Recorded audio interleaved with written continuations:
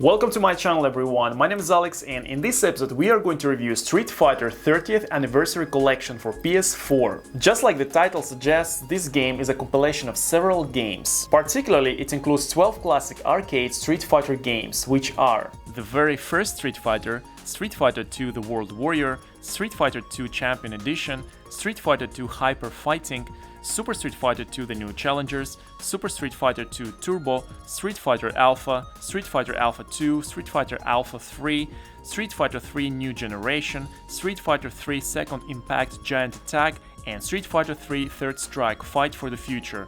I think this gave me a blister on my tongue. Each update introduces some new characters, different costume colors, stages, music tracks, additional gameplay mechanics, and character selection screens.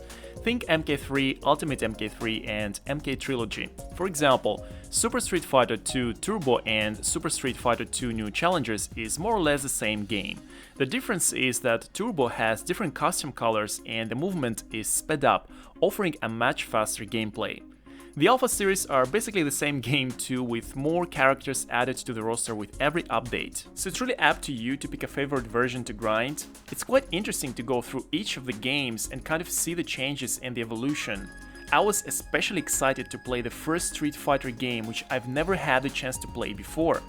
Although there are several characters that you fight against in this game, you can only play as two characters, which are Ryu for player 1 and Ken for player 2. The graphics and design are, of course, the signature Street Fighter anime style.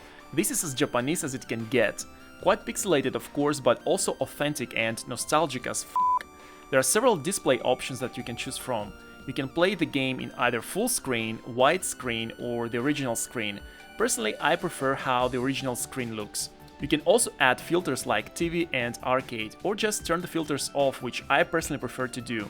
It's really up to you and whatever mood you're in at the time. Regarding the sound, I'm just in love with the retro melodies and the music compositions in every one of these games. The music reminds me of all the 80s and 90s action movies that I grew up with, like Kickboxer and Rambo, but filtered through this unique Japanese anime aesthetic and atmosphere. You can listen to the whole soundtrack of all these games in the museum menu.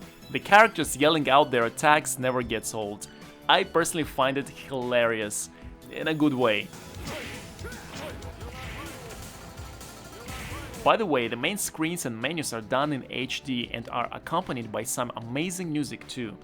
Overall, I really like the presentation of this game, and I mean the presentation in every game that's included in here. I even like the damn box cover, and I don't give a f*** if it seems outdated to today's kids. But I understand if the games that are included here might seem outdated and even ridiculous to the average modern players. But let's face it, this compilation is not made for them anyways. All the games in this collection follow the same classic Street Fighter formula of 2D fighting that many people grew up with and loved. There is a 6-button system, and combining them with the directional buttons, you'll be able to execute all the Hadoukens and so on. You can block by holding back, and you can even block while in the air, which is dope. Some of the games have even amplified moves that deal great damage. Now, something that I don't like regarding the controls when it comes to fighting games is this 90 and 180 degrees rotation system in order to execute some of the moves. I hate it in Tekken and Soul Calibur, and I fucking hate it in Street Fighter. This system makes the execution of the moves very inconsistent, even when you're using the analog directional stick. And there's inconsistency of registry of commands from game to game too. Like in some games I have no issues executing a Shoryuken, but in others it registers as Hadouken. These two moves have a similar sequence of buttons with one difference. I'm not sure if it's the timing or whatever, but yeah, in most of the games in this compilation, the input system and special moves are a fucking mess in my personal opinion. Like I said, I hate it in Tekken and Soul Calibur, but in those games at least, there's like 95% of success while executing those types of commands, while in some of the games in this compilation is like 50% chance. To me, nothing beats the accuracy of the Mortal Kombat games as far as the controls are concerned. Now let's talk about something else here. This is a compilation of arcade games. You know what it means, right? Say sayonara to your controller. That's right, the AI is as hard as a donkey dick.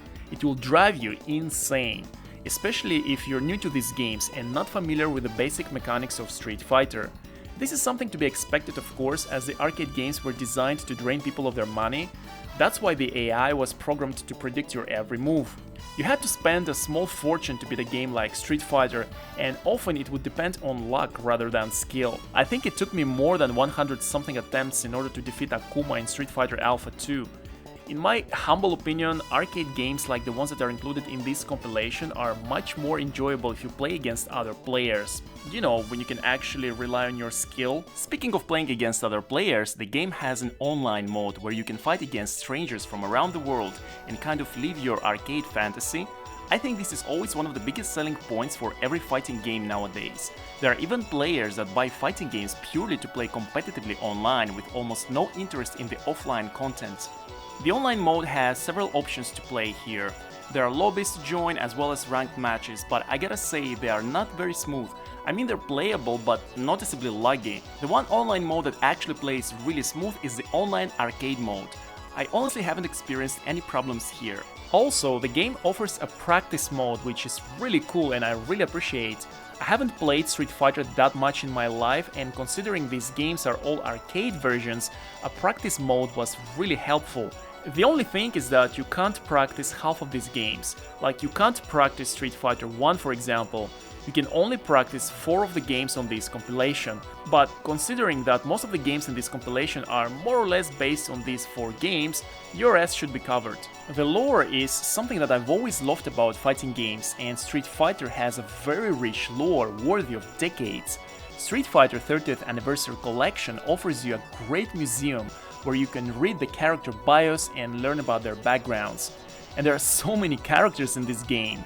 You can also have a glance at some of the history of the creation of these games with some insightful footage, drafts, etc. It's all a really great Street Fighter history lesson that I'm sure will be appreciated by the fans of the series. So to summarize, is it worth it? Hell yeah! Despite the really frustrating AI, I personally enjoyed this game a lot. And I think this was the best way for me to get reintroduced to the Street Fighter series. This game is the absolute Street Fighter nostalgia time machine and will make you feel like a kid again. I think it's like a precious gem for the retro gaming enthusiasts and a great opportunity to have all these games available to you on one disc. My favorite games in this compilation would be Street Fighter 2 Champion Edition, Super Street Fighter 2 The New Challengers, and Street Fighter Alpha 3 because I like to have all these classic characters like Blanka and Vega. But I also like Street Fighter 3 Third Strike Fight for the Future for its character design and the overall presentation, even though the character roster in the Street Fighter 3 series is a bit weird. Finally, yeah, I 100% recommend you add this game to your fighting game collection and give it a try. Once again, thanks for watching, subscribe and press the like button to support my channel, and until next time, Hadouken!